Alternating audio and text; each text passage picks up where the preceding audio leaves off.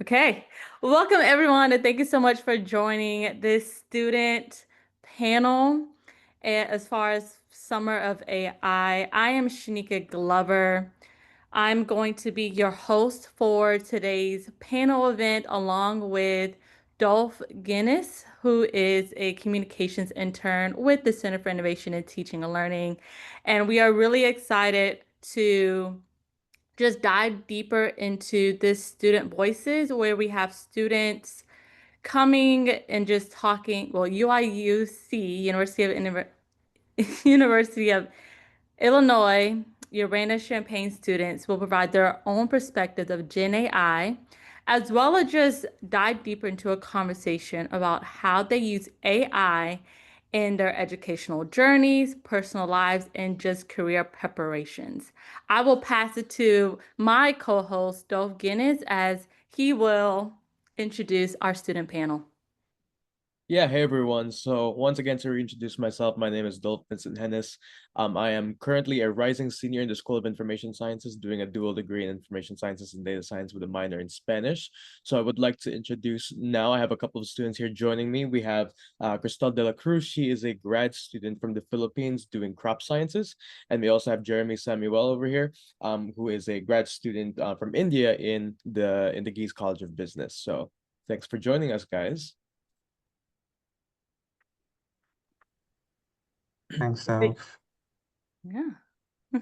Thank you so much for joining us. And we'll start with a couple of questions. So for the first official question is, from as far back as you can remember, Kristelle and Jeremy, what was your first encounter with AI like, and how did it shape your views on its potential for learning or creativity?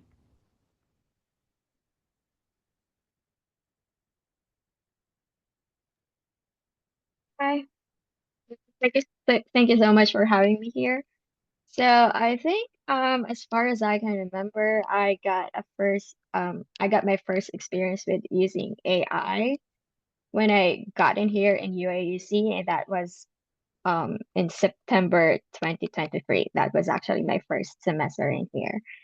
And I think it was actually new to me, and um how it shaped my views in for learning and creativity is, I don't know, I was actually conflicted because when I was like doing my first fall semester, my courses have a lot of maths, and so those AI that I was using can be able to give codes to me in an instant, but as a user, it is actually your responsibility to double check and be critical about the outputs of AI. So yeah, the potential was like real big. And the limit is actually unimaginable for me back then. So For me personally, I think the first time I must have encountered AI was when I watched Iron Man. If you've noticed Jarvis, I think that's one of the best AI examples. And that really intrigued me, like having your own assistant AI bot. But going back to academics, I think I first experienced AI. I think when I was around in my junior, senior in my undergrad, about like 10 years back, and that time AI was not that advanced. So it basically involved more of machine learning. And that's why what we see today and what we see like 10 years back, there's a huge difference. And yeah, that's what gets me excited about AI in today's world.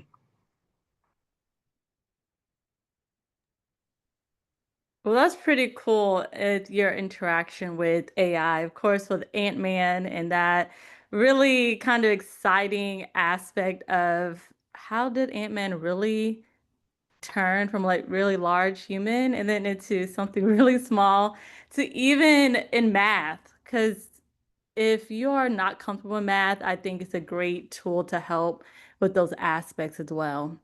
And so that kind of leads to, I just want to pause. If you have any questions throughout this student panel, please feel free to write it in the chat. A host will take the questions and be able to insert it into our student conversation and then ask it in real time. So please feel free to drop any questions you have in the chat and then we'll collect that. I'm actually going to pass it to Dolph to continue to lead this student panel conversation. Yeah. All right, let's keep going then. So, second question we have here is actually on the basis of a particular skill that AI, I feel like, has been able to offer to the workforce. So, an article from Google Cloud on prompt engineering emphasized the importance of crafting precise prompts to guide large language models. So, how have you guys experimented with prompt design in your coursework or research, and what tips would you share for making AI outputs more reliable? So essentially, like how to talk to the AI, how to reframe your prompts. That's sort of like an upcoming skill that personally I didn't see coming, because I just kind of, as a student, I just talked to the AI. But the fact that prompt engineering is now like a particular skill, what are you guys' interactions with that particular design, I guess?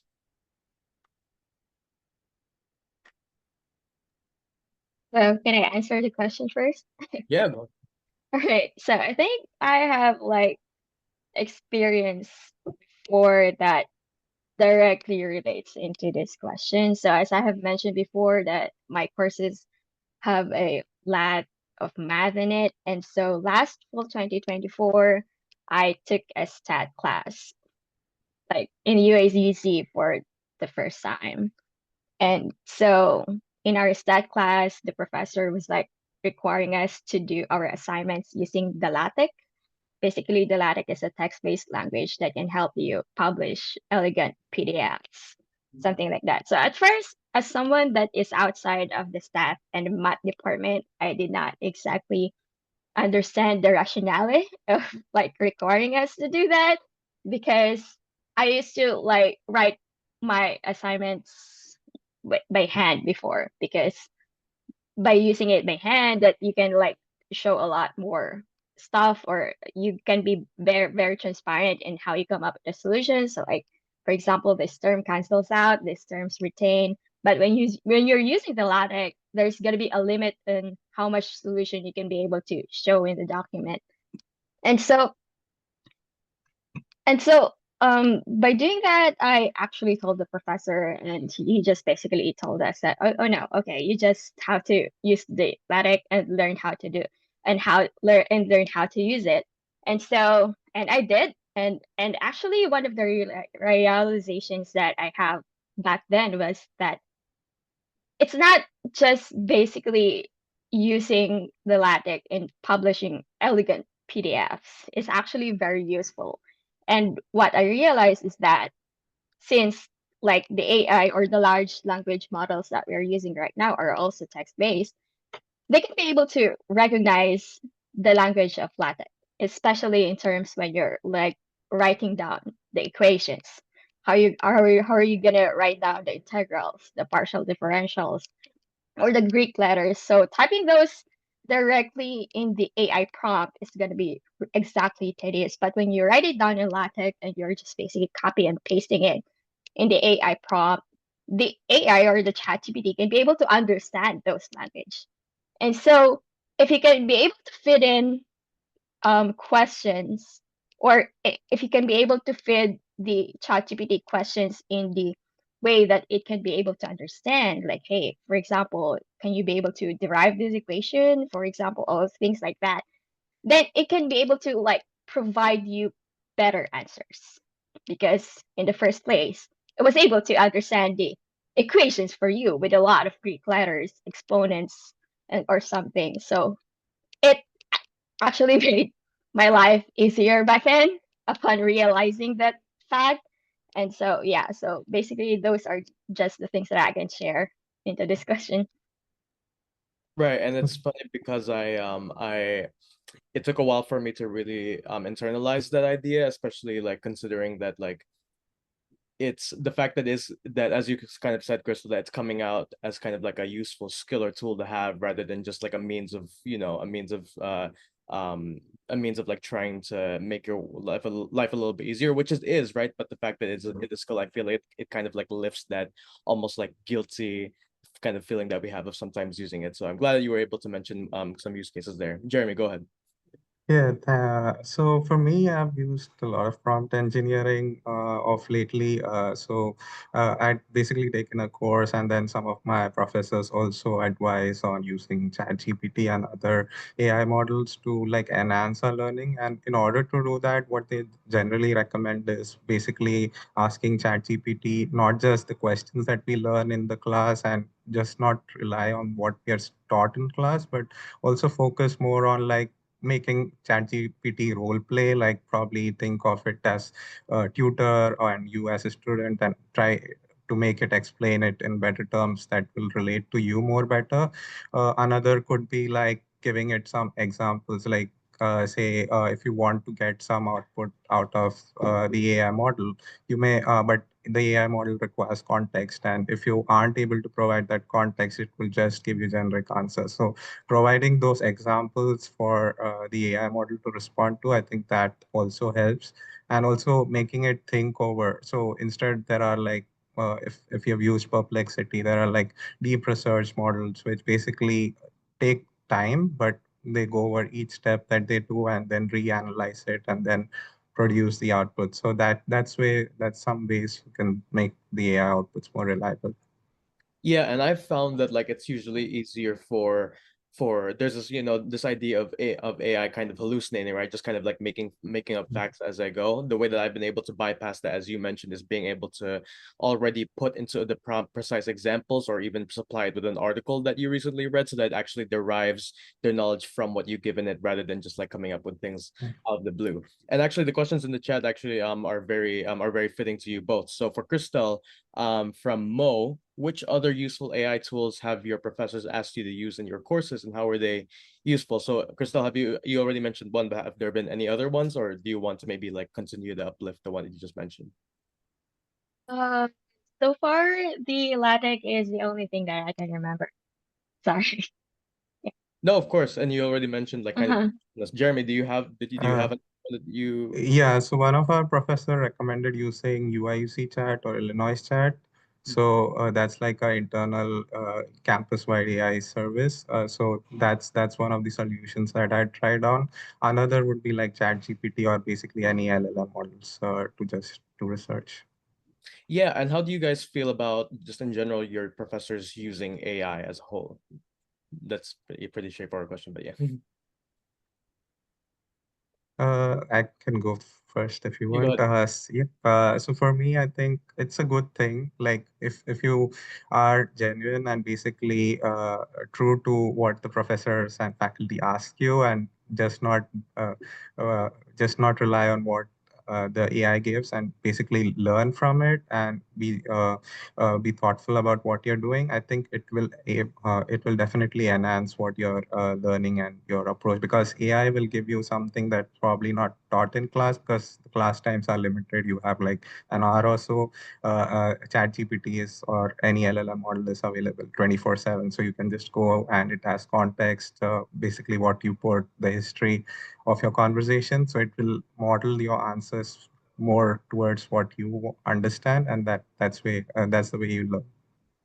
Right. No, and as I kind of also pointed out, I feel like lifts the guilt, right? Because sometimes Mhm. people have to get used to this idea of AI becoming almost like the new calculator, right? But at least the professors are kind of not necessarily like giving us more of that guilt of using it, but actually teaching us how to use it responsibly. So responsible innovation. Crystal, do you have any feelings about that or?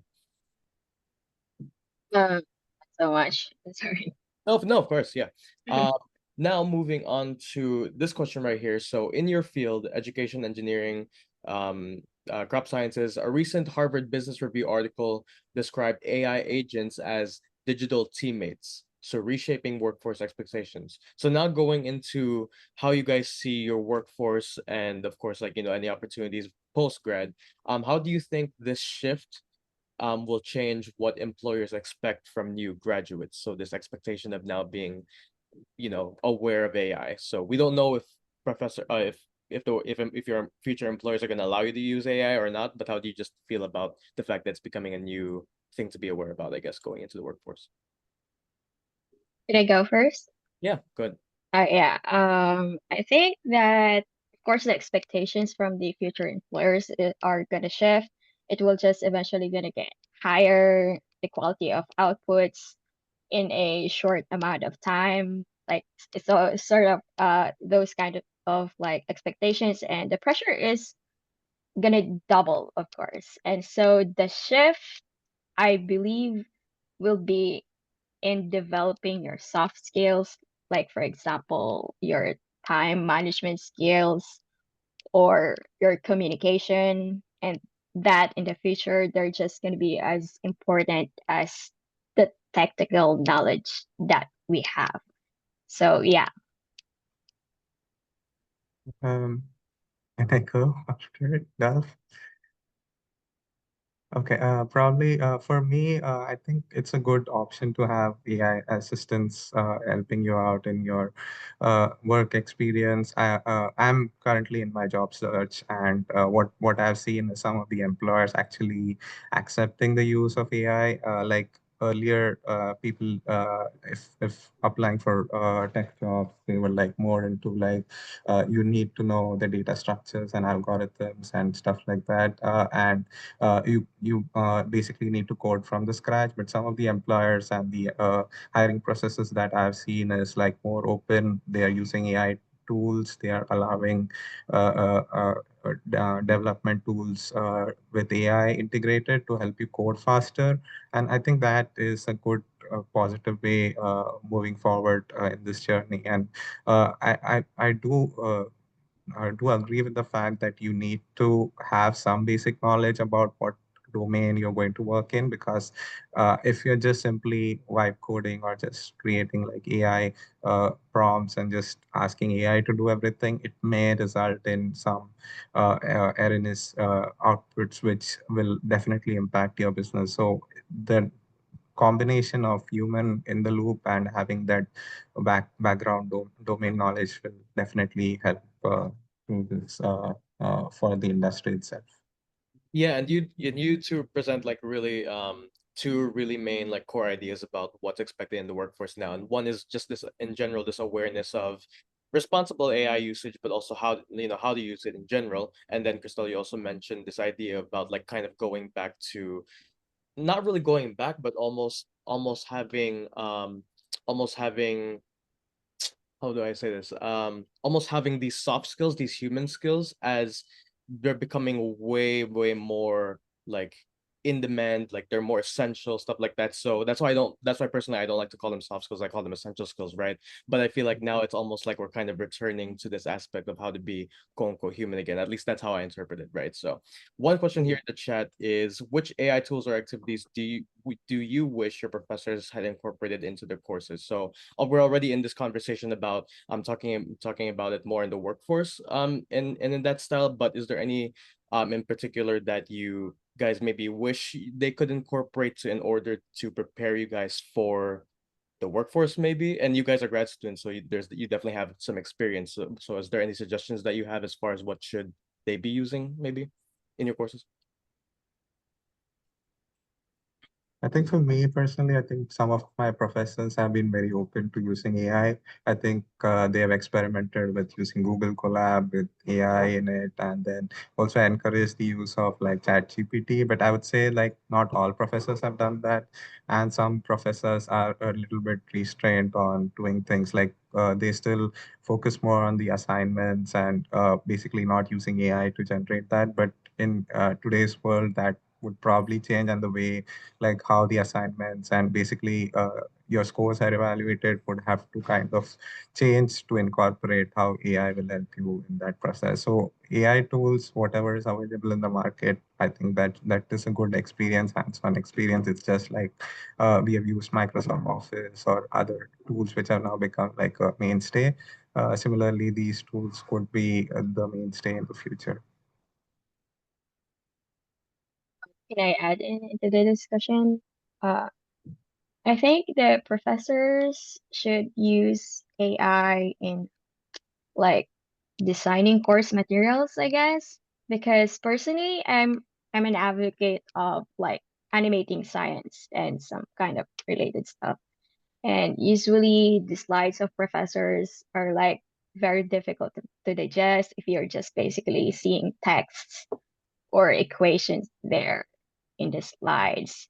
And so I believe that the delivery of lecture can be facilitated by incorporating some kind of like animations in there, like with the help of AI. Because personally, I'm a visual learner, so I learn a lot by just simply seeing a lot of graphics in there and like some kind of animation or doing some kind of like instead of like explaining this very complex scientific stuff right here, why not make like a simple analogy in a way that the students can be able to grasp the concept or things like that. So I believe that the AI can be able to aid professors in like revising their course materials and lectures. Right. So less on like how to make something, but more like how to present it, like more on delivery. Right. And I feel like and no, and for us visual learners, like I'd rather see like I don't know, like the way that linear algebra actually plays out into like, some kind of like pretty visual rather than just like looking at matrices on the screen or lectures all the time. And I that was a hard class for me. Anyway, but now going into, I actually want to answer this question here. So by Sarah. So do you ever use AI to create study guides for your courses? And I've been a very big proponent on this idea because what I usually do is that sometimes when the professors either supply study guides or maybe if they like send out like an email about how to prepare for an exam, what I usually do is that I either take in already existing study guides, plug it into AI and ask it, okay, like based on these study guides are based on this email that my professor sent and also all of these worksheets that she gave me. Can you create more study guides or can you create like a learning plan for me that could help me space out my learning for the next 1 to 2 weeks prior to the exam? So that's one way that I've been able to kind of like ask AI to almost generate more ways in which I could study using already existing materials. So again, getting away from being able to bypass AI's tendency to hallucinate, given that you're not giving it more data, like, initial data to work with. Do you guys have any thoughts on that? Otherwise, I can just move on. But I haven't used AI to create study guides, but I usually use it to like come up with flashcards or quizzes before the test. So yeah. yeah, I like using flashcards. Okay, so now moving, and actually this ties into our next question here. So in some courses, a faculty will allow the use of generative AI tools for course materials and study tools. However, you can't use Gen AI during exams. So given that, when does using AI become academic dishonesty? And how should professors and faculty and staff help us draw the line between AI as a learning aid versus AI as cheating? So now we're going into kind of like the ethics of AI in learning. So whoever wants to go first.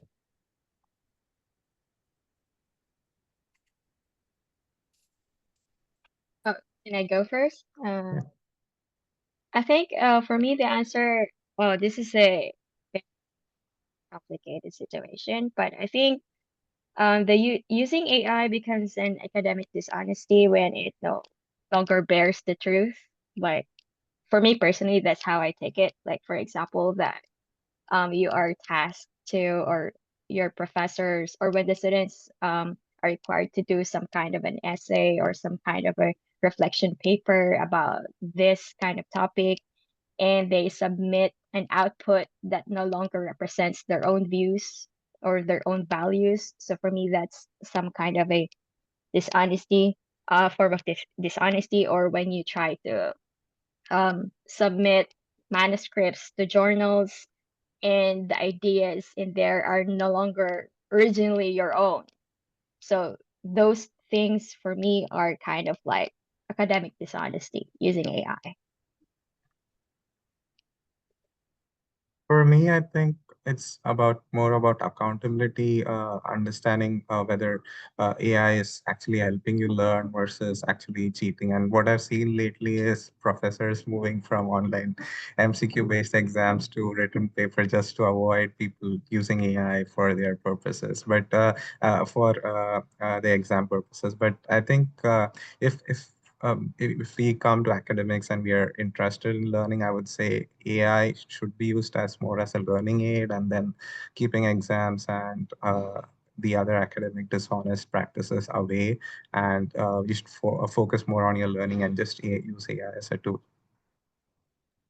Yeah, no, and it's really I feel like it's really important nowadays, like how to effectively use AI as an aid, right? Because at the end of the day, like, it's not going away, but then how do we draw that line? And I feel like now, while students, I feel like have it in their faces to use it, the brunt is kind of on teachers and professors how to kind of already like fine tune the way that they're teaching and they're learning. And that's already one of the struggles, but also one of the major parts that a lot of educators have to deal with nowadays, especially since you have to already focus on like how do you change your plans by semester, by the year, by your audience, things like that. So and actually here in the chat, one of let's see. Oh yes, it was also mentioned this idea of Google Notebook LM. So I'm actually a really big fan of Google Notebook LM because they specifically have the feature of like podcast, like the podcast making. So like I love it. So like so what it does for those of you don't for those of you who don't know, you can essentially input like anything from a research paper to like a article or whatever. You can input it there, and then it actually makes you a podcast based on what the learning materials are. So you literally have like two hosts talking about the research paper, for example, and they like condense it in a way that's like almost in lay terms, so that you actually be able to understand it. But it's also nice to hear the dialogue between them, and it sounds so natural. So, Google Notebook LM, definitely something fun to check out. So, now going into here we go. We have question 5. So, outside of the classroom, how have you discovered Gen AI tools that streamline your daily life, organizing tasks, exploring hobbies, and even drafting emails? And which of those have been most helpful? So now we're talking about using AI in your own personal life. So ways that it might streamline your tasks. For me, I like to use it to fine tune recipes. Like I recently got like I'm not going to attention here, but I recently got like a tiramisu recipe from my Italian friend, and I don't drink coffee, so like I have to trigger. I literally asked AI like, oh, can you make this without using coffee? So because I don't drink caffeine. So anything like that? Do you guys have any examples about using it in your own personal lives?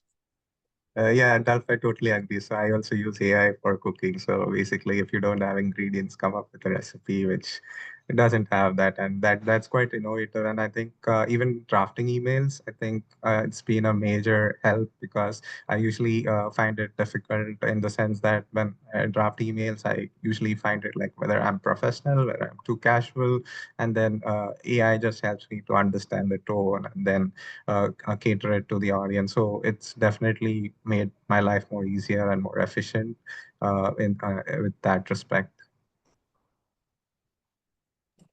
Yeah, Crystal, you have any Yeah, thoughts?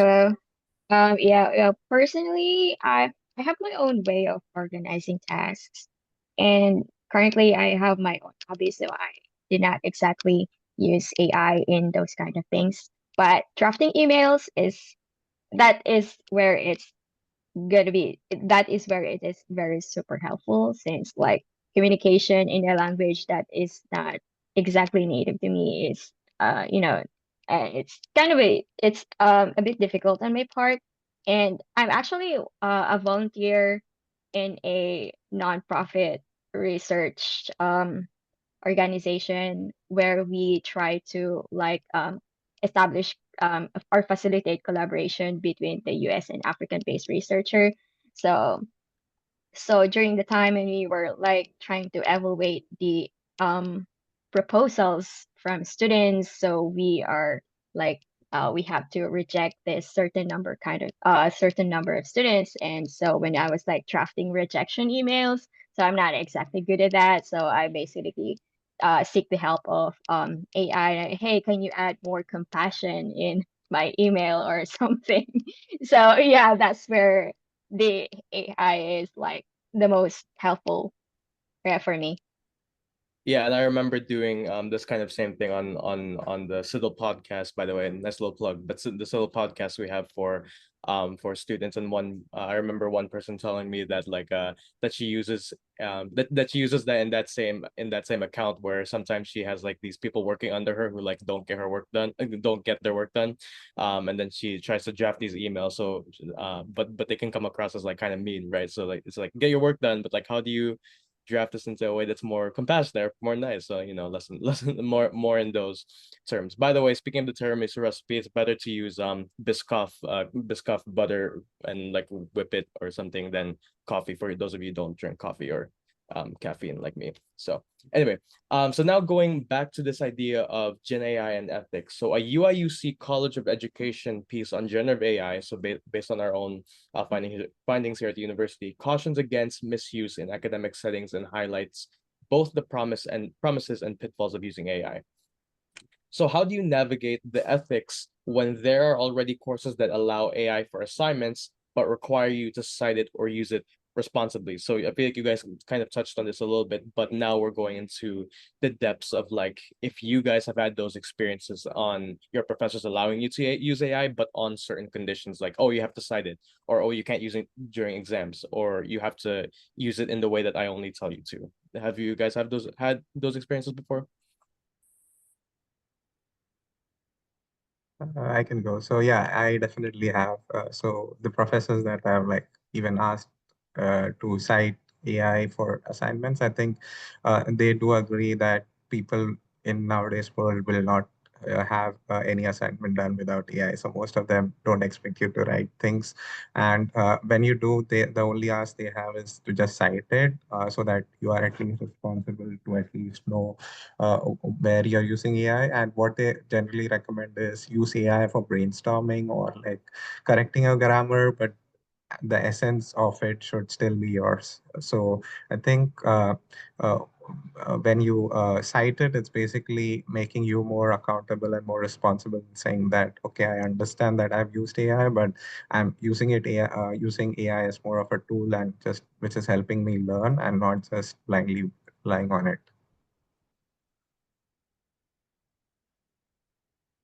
Kristelle, any thoughts? Well, I think for me, the most important thing here is being transparent, like how you use AI and where you use them for. So yeah, things like that. Yeah, and I'm actually going here into the chat.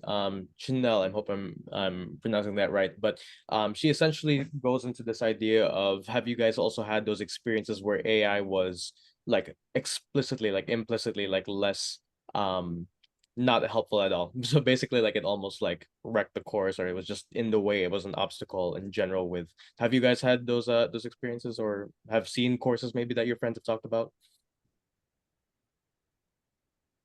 Not a course, but I would say a project. Mm. So one of the projects that I was working on required using some kind of latest, newly released tools. And when I was just asking AI to do it, because it didn't have data, because it's a recent tool, it was totally messing it up. And then the best way was to go back to the old school way of like looking up the documentation, reading it, and then even probably providing those links for AI to like understand what is the context and then coming up with the solution. Kristelle, do you have any Yeah, experience? Yeah, yeah, go. I think I have like an experience to share. Um, Also in the course, when we were like doing homeworks or projects, those kind of stuff, there were some instances when the AI is no longer capable of like giving you the most accurate answers because you got like very deep into the concept, so things like that. So yeah, so those kind of the instances that I can share. So in instances like that, I think what you can do is like scour Google. Yeah. Yeah, and it's of course like another hurdle that professors and teachers have to try to navigate, especially when they're refining and fine-tuning their courses. So actually, Jamie kind of presented a question here about like actually using the voice mode on certain LLMs, and actually I can already attest to this one because I personally use Google Gemini for the voice code, for the voice, sorry, for the voice mode. Going into like sometimes I've seen on TikTok like people going on the voice mode with ChatGPT to literally talk about like their problems or just events, or just because sometimes AI, while it's not a certain human, it's very analytical in like next steps or advice about like how to like tackle certain things. For me, who and I'm sure you guys too, for me who speaks multiple languages, I personally use Google Gemini to practice, for example, making sure that I'm still in touch with my Bisaya roots, so Bisaya, a language in the Philippines, or like Spanish, which I just learned like last year. So that's one way that I've been able to use the voice mode to like actively help me have those conversations, but also get actionable advice and items from a certain, you know, from a certain someone. So Google Gemini. So Kristelle, Jeremy, have you guys experimented with voice mode before? So I haven't. So I prefer to keep my voice confidential. But the thing is, like, I've used a kind of voice like to practice languages, like you said, Dulf on Duolingo, but that's less of AI and so just repeating those sentences. But what I feel is I do definitely feel that need of what Jamie's just suggested, right? To have that voice mode because it helps you prepare for interviews and also just normal conversation. So I'm definitely looking for a better tool which can respect my data confidentiality also. No, yeah, and it's funny that we just talked about AI ethics, right? Yeah. Because at the end of the day, while it might be useful, our voices are also Yeah. another type of data that can possibly be manipulated, right? So, you know, and you know, I'm not gonna go into a rabbit hole about that because it's kind of depressing, but you can search up stuff on the internet.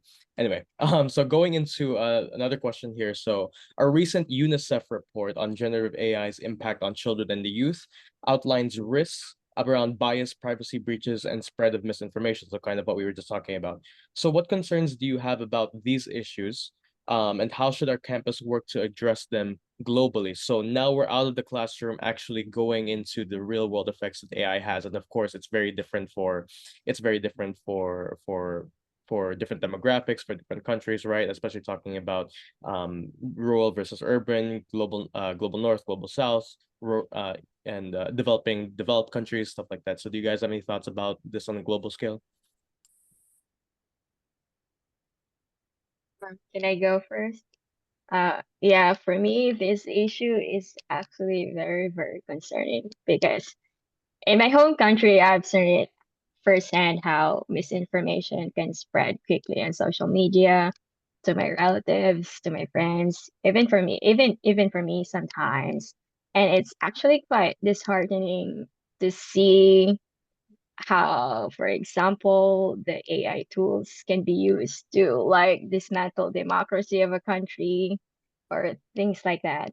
And so I think the what the universities can be able to do in order to counter the use of AI to spread propaganda or spread misinformation to like influence or sway public opinion is to cultivate critical thinking among students, and more importantly, the universities like the UAUC should like um cultivate students or produce future leaders, for example, that are not only technically skilled, but also they are ethically grounded and aware in socially. So yeah. Yeah, I totally agree with what Crystal also shared. I think Mm-hmm. data, like spreading and misinformation, and I think privacy breaches. I think due to a certain extent of use of AI. So what we generally do is we generally put confidential data on AI, also just to make, just say if you have to come and refine your resume, the best easiest way is just put in the resume and then just allow the AI model to generate a better resume for it. But what happens in the process is you're actually leaking sensitive information like your name, your address, your uh, phone number, and that itself is a major data breach. And what generally the AI models, especially the free ones, they suggest is some of them actually give out these data to other companies for running analytics, and also they use this data for retraining. And so sometimes down the line, you may see just put in your name, and the date, all the data that you entered today may end up coming up there. So yeah, it definitely is concerning, and there needs to be sufficient guardrails to ensure that we don't like basically give out confidential information. Yeah, and things that honestly, like it's really important nowadays to have that sense of like AI literacy, data literacy, educational literacy. Yeah, how to use it, of course. So, and of course, like in the future, of course, when we're talking about different courses, there, I really hope to expect and see the rise of courses that are going to be dealing with a lot more of like the ethics, the kind of how I like to say the more regulatory side of AI versus the innovative side of AI, because sometimes I feel like there's going to be more people always who are going to be more excited about innovation rather than regulation, right? So you guys really touch on those really important things. So now going to this question about inclusivity in using AI. So not everyone has the same devices or data plans. So what barriers have you noticed among classmates when accessing AI tools, and how can we make these more important and more inclusive on campus? So this idea of making AI helpful for everybody, not just for the people who maybe can afford like the bigger models, things like that, etc. So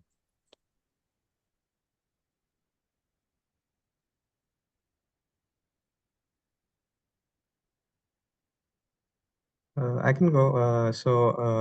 For me, I think having a AI tool on campus is really good because it gives you some benefits, like the data is restricted, not just and you can like put in more controls.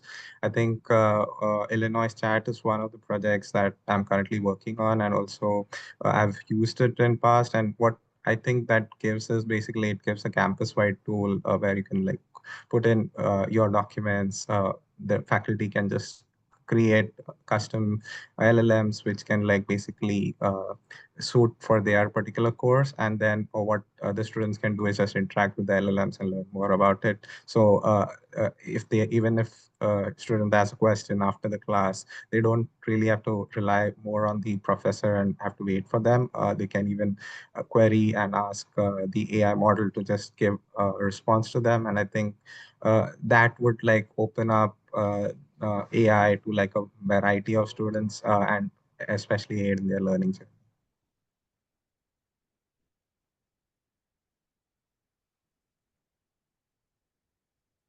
I think I have like a very much significant contribution to this discussion, but I think that the UAUC is already doing a good job in making the internet accessible to the campus, and that's very unlikely to my previous university before, where we only got like internet through some certain establishment or kind of stuff. So yeah.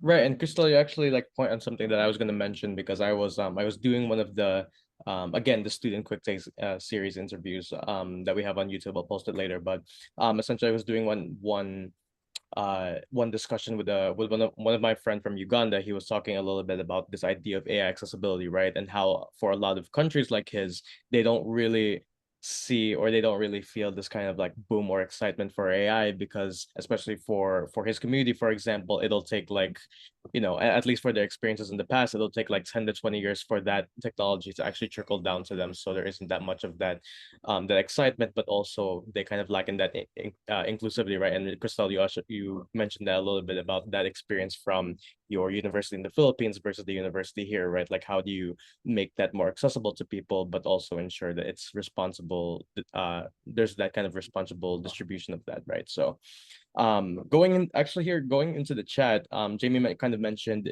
is it cool for instructors to use AI to provide grading feedback in large enrollment courses? What are the pros and cons? Do you guys have any thoughts on that question?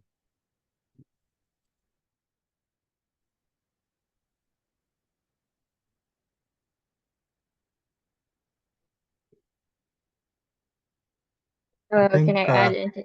yeah, go Sure. ahead, Chris. No, go ahead, Chris. Sorry, I cut you off. You can go ahead. Okay, so for me, I think I think more than being cool, it's more of a necessity now. If the instructors have a large amount of data to like grade, and like if they have a huge student base, I think it makes even more sense for them to use AI because it will be practically easier to give faster feedback for the students to learn. So the feedback loop becomes shorter, and then students can learn faster. The only con that I see is some of the feedback would be very generalized, so it won't be personalized to the students. So if some of the students are like struggling, probably they may not understand better why they're struggling and why they got the grades, as compared to like having an instructor grade, which would like provide them clarity on where the students stand, and then they can like help course correct their learning journey. I'm gonna agree with sort of Jeremy. So Yeah. one of the should could be that the feedback is gonna be more timely and it's gonna be easier on the part of the instructor, especially when you have like large number of students in a class. But I think one of the cons is that there's gonna be a lack of personal connection between the student and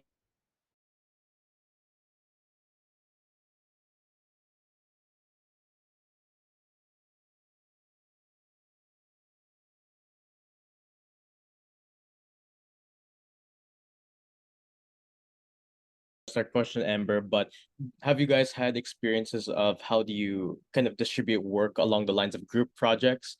And I'm sure, especially when it comes to like grad school and grad classes, it's very discussion based. You're doing a lot more of these kind of like group work. Do you guys have an experience about how you guys kind of navigated those discussions about how do you have that collaboration around using AI but still working together?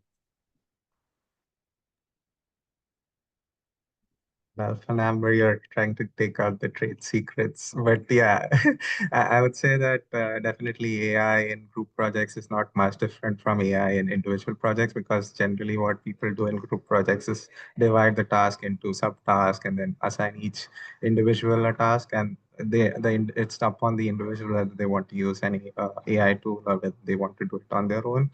But generally, yeah, it's kind of similar to how individual assignments work. Crystal, any experiences with group projects? I'm sorry, I don't have much to add. No, no, no, all good. So now, and then going back to this idea of innovation versus regulation, globally, what should companies be doing or follow in terms of innovation versus regulation of AI? So talking about the future, do you guys have any thoughts about what this idea could look like? And honestly, it might be less on like the companies thing and more like the government, right? Like talking about like, how the United Nations tackle this, GDPR, European Union, United States government, stuff like that. So.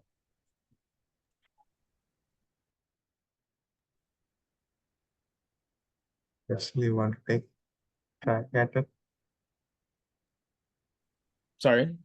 No, Crystal, do you want to have a first go at it? Go ahead, Okay. Jeremy. Yeah. Okay. From my personal experience, I would say that yeah, it depends on the domain. Some companies, based on the domain where you're working on, may put regulation more on top of innovation.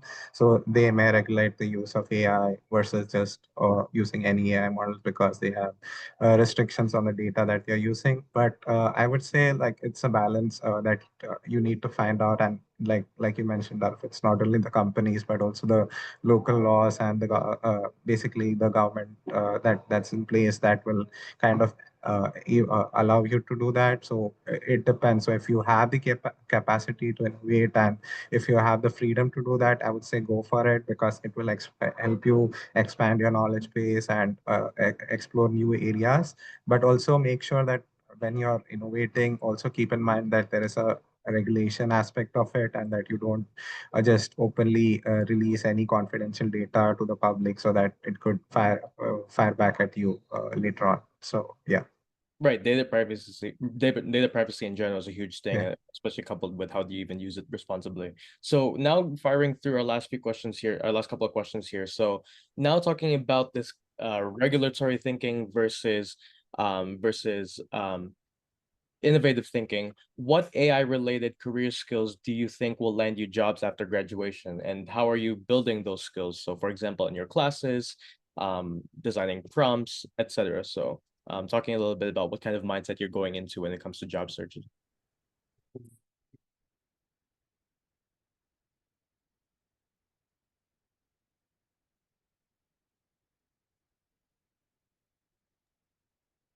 I think for job search, I would say that being aware of the latest AI trends, even if your job stream may not be AI related, I would say just being aware of what the AI models is, what is LLMs, and just having that basic knowledge will definitely keep you separate and make you like a more top candidate. But if you are more into that extreme, I would say that definitely go deeper, learn more about how to train those models, how to like what are agentic systems, and how do you design prompts for them, and how do you like come up with even thinking about AI ethics as well, because that's something that's really big with all the AI models there.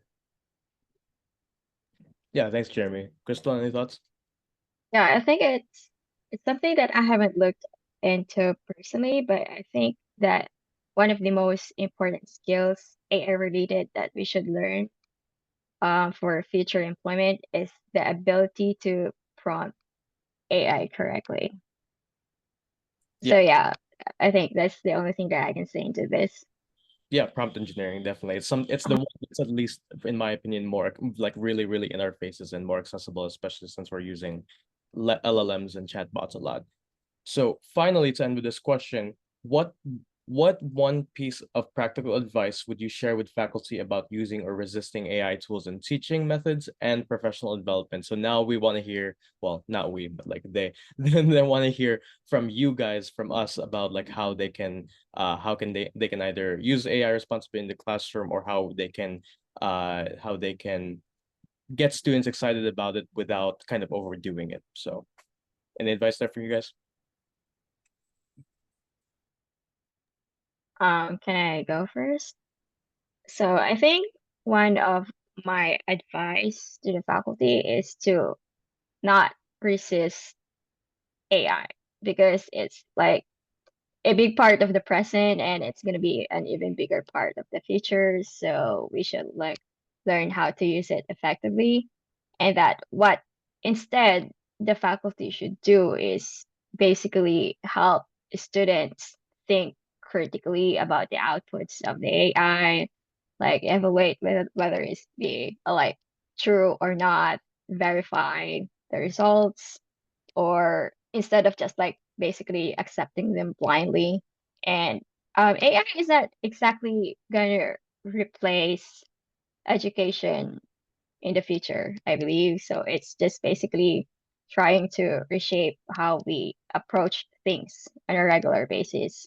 And just like how we usually used to view calculator like in the past, and how it can be able to aid us in doing math, for example. So I I I try to like view the AI just like that. So Yeah, thanks, Crystal. Jeremy? Yeah, so I think what faculty can do is, and it's obviously an exploratory journey, and they can definitely explore the use of AI and see what works for them.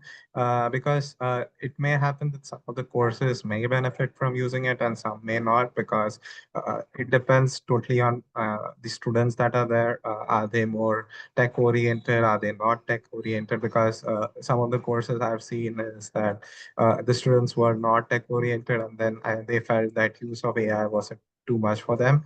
But it also helps them to like prepare themselves for like the industry or for the future journey. So I think use using and trying out AI and just checking out whether it works. So from one of my uh, like uh, experiences that I had with like a Google AI Essential course, I think I really like the fact that they used LLM model to basically judge and give you feedback. So it was like not really having a quiz, but it was just like talking to the LLM, and then the LLM kind of providing you the queries, and then kind of understanding how well you have understood the concept, and then allowing you to proceed to the next step. So I think that was a really good experience, and I feel AI in education would probably more lean towards that, where AI becomes more involved in the evaluation aspects as well, and not just for learning. Yeah, all things important to keep an open mind, but of course, knowing how to gauge it slowly in a more regulatory minded way. So, once again, everyone, my name is Dulf Genis, again from the School of Information Sciences, here with Kristelle from the Philippines doing crop sciences, and also Jeremy from India in the Geese College of Business. Thank you guys for joining me. I have also put in the chat here. Go check out our student quick take series. I only put in episode 1, but of course that's gonna be you guys are gonna be able to actually check out the YouTube site and go see the rest of the go see the rest of the episodes from there. And from that, thanks again for joining us. I'm gonna pass it over to Shenika now. Yeah, thank you so much, Dolph, Kristelle, and Jeremy. This was a really great, informative conversation just about AI in the course of preparing for professional development, to how faculty can really instill some things into their own courses, but overall globally of how we can just think about that and then narrow it down. So I really do thank you so much for your time. We do have a few minutes. If anyone else has questions, they can drop it in the chat and we can be able to answer them. Also, this recording will be available at a later date. So we will ask you to just subscribe to our newsletter, Summer of AI newsletter, and then you can stay really informed about upcoming events, but then also event recaps throughout the Summer of AI. So we really do thank you again for yeah, thank you so much for your honest opinions and very informative, Kristelle and Jeremy. And that is it. Thank you again.